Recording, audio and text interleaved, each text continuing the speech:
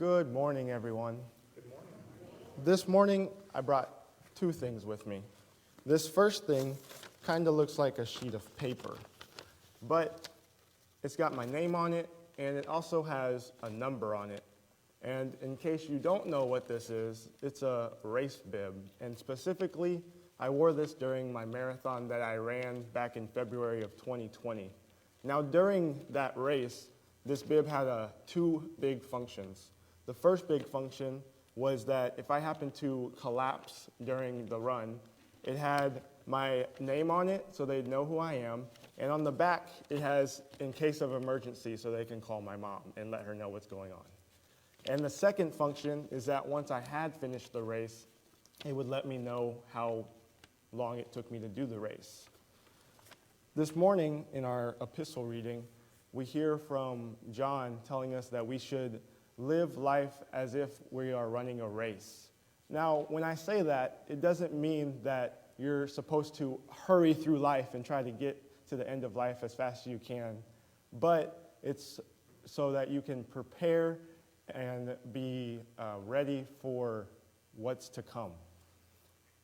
Later on in the epistle, Paul said that runners exercise self-control. And now the way that runners do this is that they practice their sport, any athlete actually practices their sport, they take care of their body, and they think about winning in a positive attitude. And a lot of the times the way that Christians will do this is that they will read the Bible, they will pray, and they will think about how they can live life in a positive way that honors God. And then also in verse 24 of our reading today, Paul says, "Do you not know that all runners in a race do the race, but only one receives the prize? So run that you may obtain it."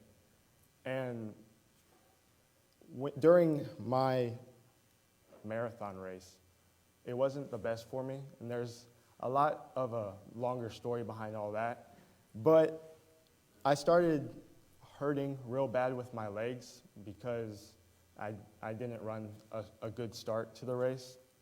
And so at one point, about halfway in, I was like, man, I really want to just stop running because my legs are just dying and I don't feel like I can do this. But at the end of the race of a marathon, you get something called a finisher's medal just because you finished the race. And so I was like, okay, I can just push myself to do it. If I have to walk occasionally, I'll walk. But once I crossed that line, I got the finisher's medal. And the finisher medal looks like this. And God's love is there for anyone and everyone who wants it. But just like I had to cross the finish line in order to get this finisher's medal, we have to reach out to Jesus and claim that love that he has waiting for us at the finish line. Will you pray with me?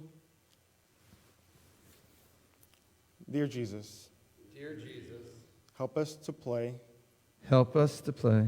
the game of life in a way that honors you. Thank you for caring for us and having a goal for us to obtain. In your name I pray. Amen. Amen.